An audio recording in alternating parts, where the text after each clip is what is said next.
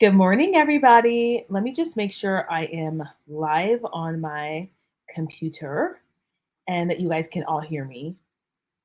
Live on my beautiful. Okay, great. So this live stream, I have another video scheduled for tomorrow for Faith Friday. I'm trying to upload it. Something's going on with my YouTube account, and I'm having a hard time uploading this video. Maybe it's because it's a longer video.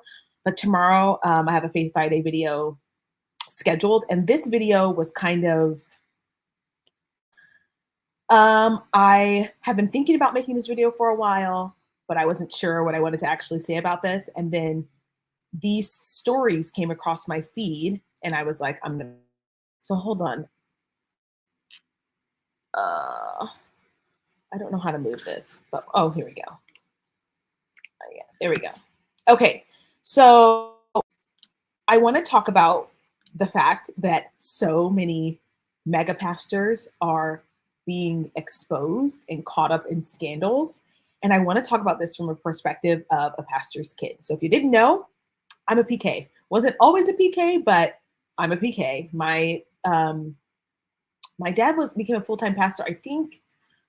I want to say I was like 13, but I'm not exactly like my memory is escaping me. I think because it was a transitionary period where he was doing both running his own business and pastoring. So I think it was like sometime when I was in high school. So I want to talk about this because I just want to say from a unique perspective, maybe because I'm in this world and I can see how this sort of happens. And this is definitely not to explain away, protect in any way, or just listen. I had a situation when I was in college that made me very, very sensitive to victims in cases like these. I'll say that. Okay. Maybe I'll talk about that on a different channel. But anyway, I want to talk about this as a pastor's kid, someone who grew up in church, someone who has been around different kinds of pastors and just watching the interactions between people in church and understanding the psychology behind groupthink and cultish behavior and how that all leads to things like this. Okay. So this first started to kind of pique my attention when this guy, Ravi Zacharias, who is like this super prominent conservative Christian gospel preaching, like huge ministry. I mean, he was, what people would consider the epitome of righteousness, right? And the man of God, and, someone who's super holy and who really is just committed to the gospel.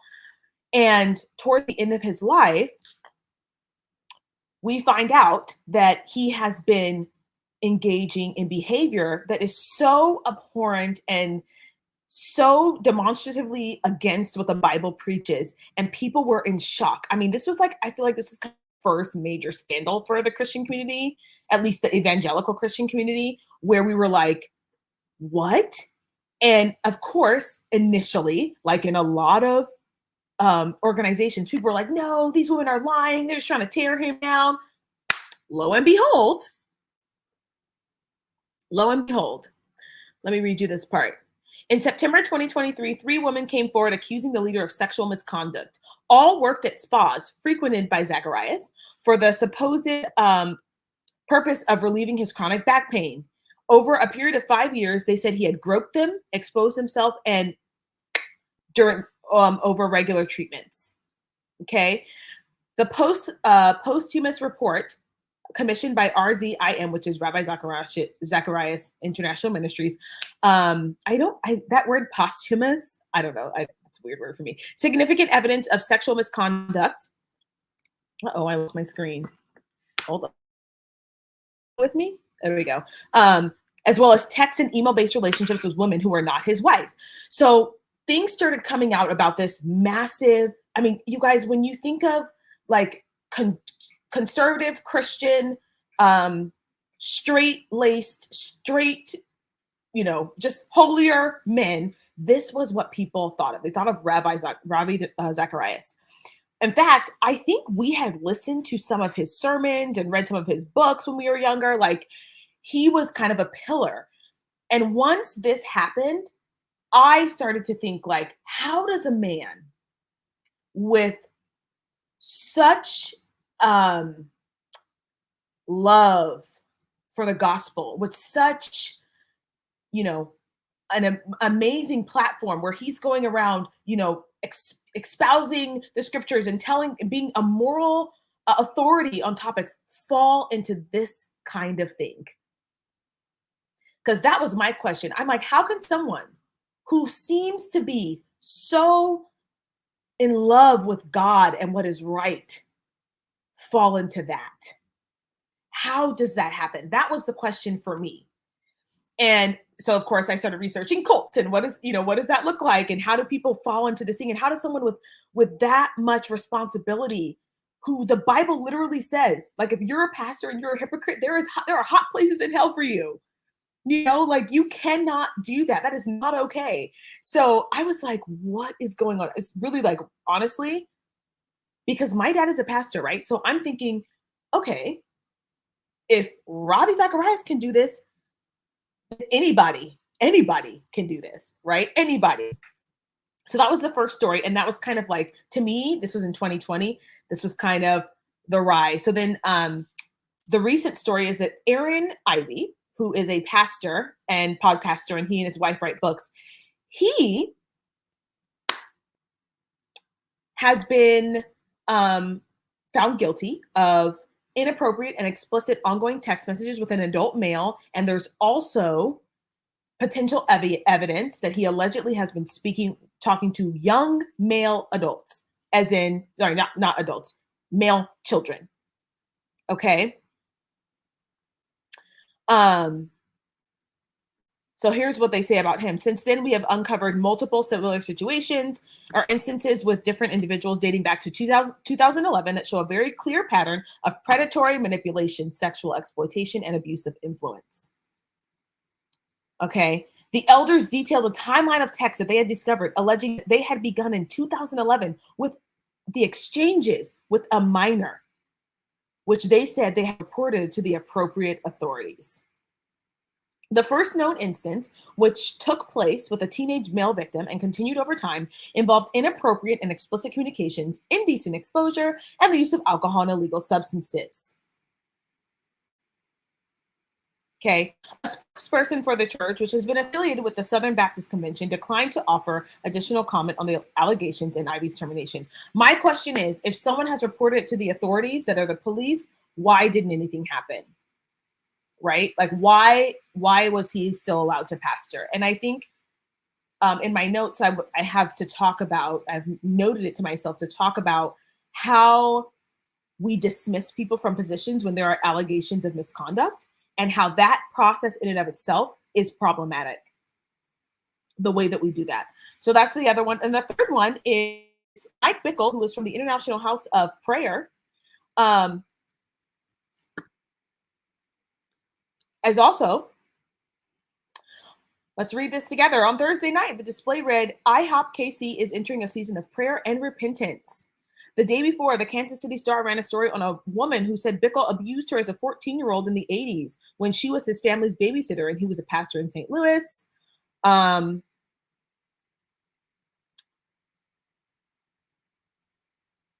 Based on all the credible evidence, including his own acknowledgments of contact with the two Jane Does over 20 years ago, it is more likely than not that Bickle engaged in inappropriate behavior, including sexual contact and clergy misconduct and abuse of power for a person in a position of trust and leadership. Okay, so what is happening? Let me pull out my notes. This is like so foul to me. How does this happen? I think there's a culture in churches of the idolatry of pastors. And this is what I have seen with my own two eyes. Okay. I saw this from when I was a child.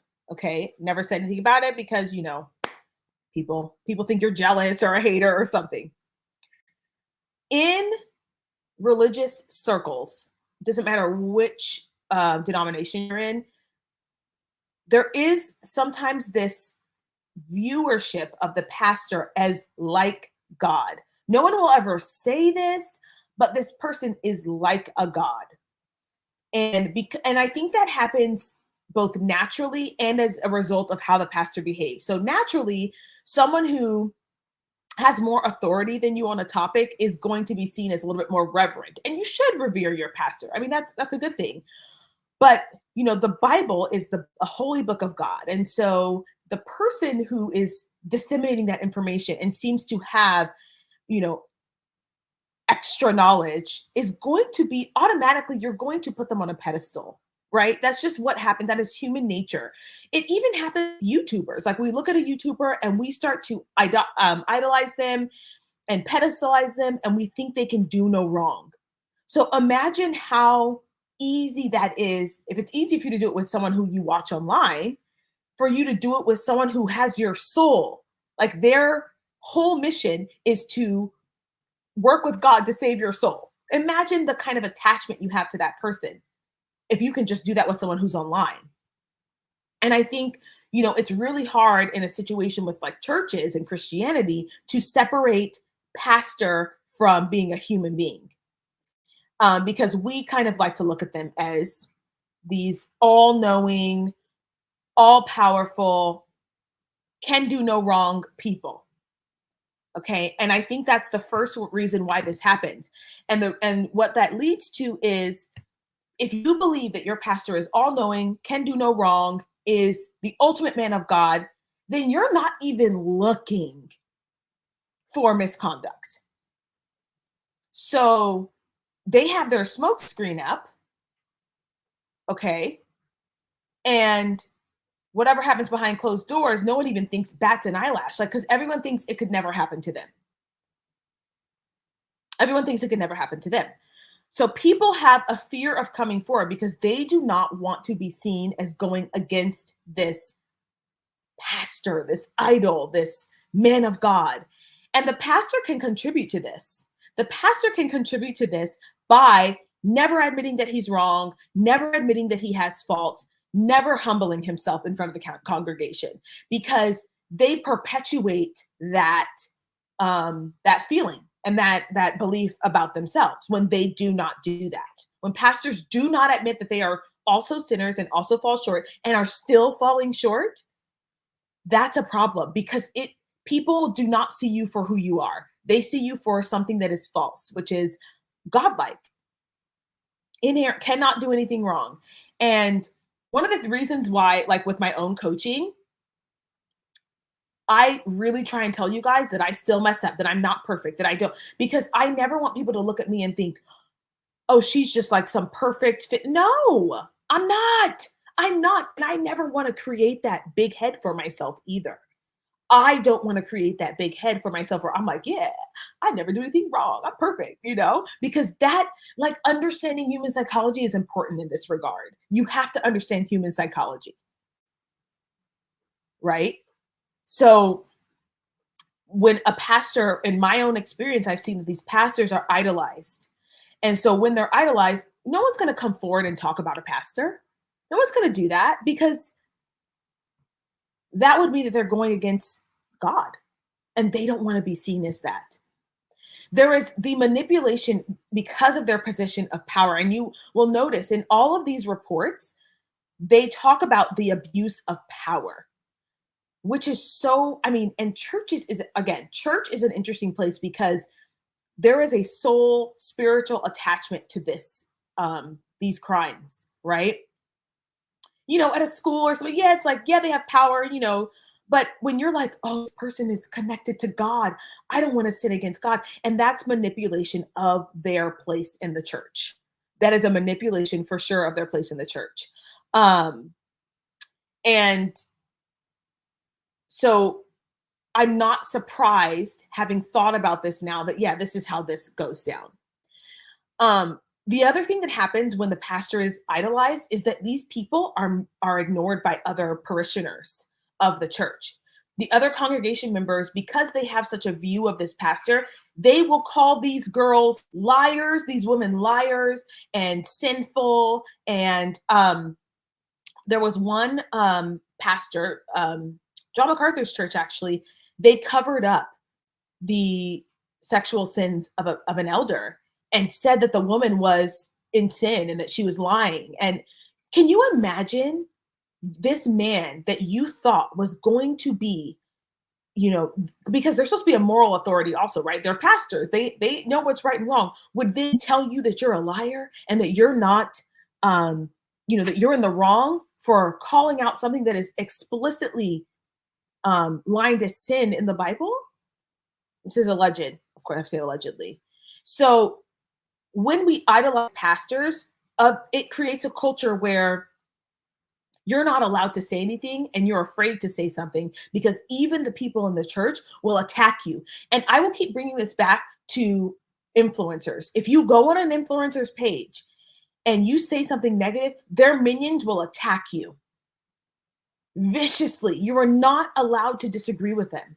And it's the same thing in a lot of these churches. These people are like loyal to their soil. And this is how this happens. When you cannot see your pastor for being a human being and possibly falling and failing.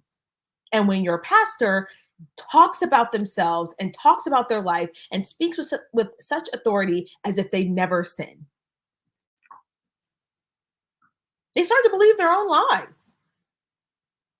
They start to believe their own lies. And I can tell you, you can watch someone's head just get bigger and bigger and bigger.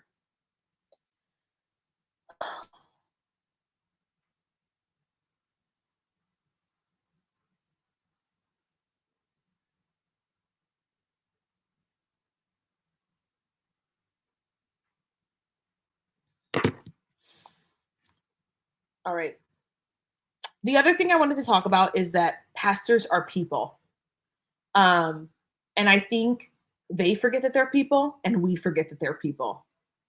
And the kind of people who become pastors have a specific personality.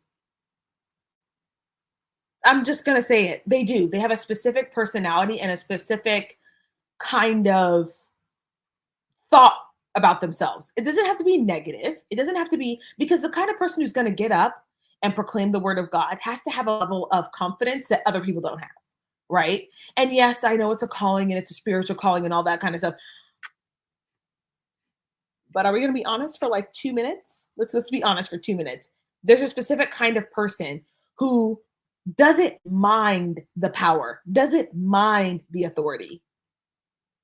Like, I personally don't want that much power and authority because I don't know that I could handle it, right? And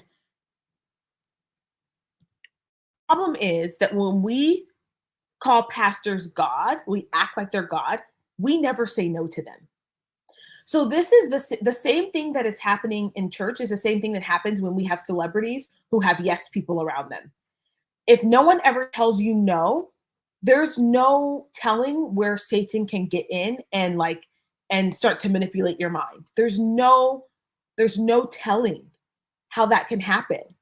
So it's really about having accountability in churches and having a real accountability where we are not giving pastors big heads. And we are making sure that they understand that they are still people. And there's checks and balances and doing regular, surveys and interviewing people. There has to be a process so that this doesn't happen. I mean, church is supposed to be the safest place. Honestly, it's supposed to be the safest place. It's not supposed to be the place where your child is victimized by the leader or by, one of the leaders in the church or anybody in the church. But pastors are people. And because they're people, just like government needs checks and balances, so do pastors. And one thing that I'm seeing in these 3 cases, and in the other cases too, is that there were signs that things were wrong and things were maybe a little bit off, and nobody did anything about it. Nobody said, hey, let's take him down for a while. Let's have him step down. Let's put a different pastor up there and let's investigate this. And I can understand why, because a scandal is a scandal is a scandal. Even if even if it's not real, even if it's what, someone's talking about it, a scandal is a scandal. So churches don't want scandals. But to prevent the image of Christ being tarnished, we have to be willing to say, oh, we were wrong about that allegation. We have to be willing to say that versus having to apologize later. And it seems like the church is on this path where we're not willing, we want to ask for forgiveness, after it's been found out that these people were right, versus saying, hey, we're going to shut it down right now. And if we're wrong, great. We hope we're wrong. But we're going to take the precaution of saying, of having him step down. That needs to be the precedent for these kinds of instances. And I tell you what, when I was a teacher, so in the education system, of course, because people are sinners, there is, sexual abuse in the teaching world too. And one of the scary things that has happened is if there's not enough evidence legally, or this person can't be prosecuted, what happens is a school will release a teacher and let them, and then they can go teach somewhere else. And I fear that the same thing happens with pastors. There is no forum where people can go and say, hey, this is why this person was released. There were no allegations that we couldn't prosecute them, but we just weren't comfortable with what was happening. So we let them go. So in teaching, you often get teachers who have done inappropriate things with students, but because they haven't been caught, they just go from school to school to school. And the same thing happens with these pastors. There's no portal where people can go in and talk about, these are the things that are happening. I just want you guys to know, in case this person tries to jump to another church and become a pastor, you should know that this is the issue. They should do the same thing with teaching. And I get it. There are false accusations. I want to make sure that I'm very clear that there are false accusations. When I was a teacher, I cannot tell you how many times students have said, well, I'm going to tell to the male teachers, well, I'm going to tell the principal, you touched me, because they understand, like they get it. So I'm not going to sit up here and act like there aren't false allegations. But what I will say is that there has to be a place where people are aware of what's happening. And that way, when these pastors leave these churches, that they're not allowed to just go pick up somewhere else. Because if you look at this one, Mike Bickle has been at multiple churches. So there was no place where we could go where we could say, oh, wait a minute, where was he before? Let's talk to people before about what really happened, right? Because anytime you have, you guys, I learned this from my own experience, anytime you have a person who is engaging in supposed sexual assault or behavior, there's always a person who's like, they would never do it. They're the most kind, loving, God-fearing man on the planet. I can tell you that from my own experience. There is always going to be someone who says that. And that, in fact, is the gotcha of this whole situation, is that these men know that. These men know that people see them as righteous, holy, can do no wrong, men of God, upstanding, moral pillars of the community. They know that. So in their minds, even if someone said something, they're like, no one's going to believe you. Ravi Zacharias, no one's going to believe you, because I have created a reputation for myself that is so morally upstanding and that is so holy that no one's going to believe this. And there has to be a place where people go where they can say, hey, yes, this man's a great pastor. He's a, great expounder of the word, but here are some issues that we saw with him. And this is why he was released. But people are not telling these honest stories. Like I can tell you in the case that I'm talking about for myself, the person that I know was actually released from multiple positions. And they were just allowed to hop around and no one really asked questions. And there was not really because they're looking for, background checks are looking for people who got caught.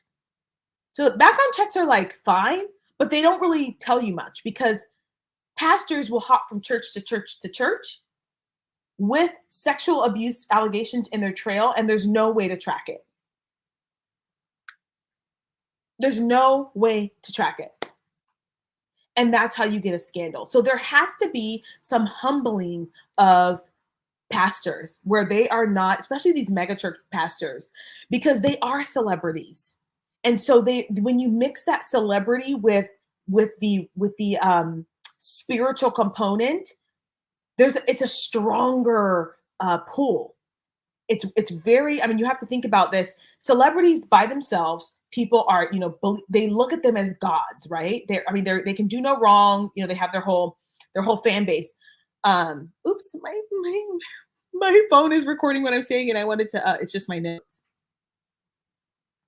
So, but with pastors, it's very interesting because they get pastors like Ravi, pastors like Aaron Ivey, pastors like Mike Bickle. They have books, they have events, so they are in this spiritual role, which is a different kind of tie, and they're in the celebrity role together.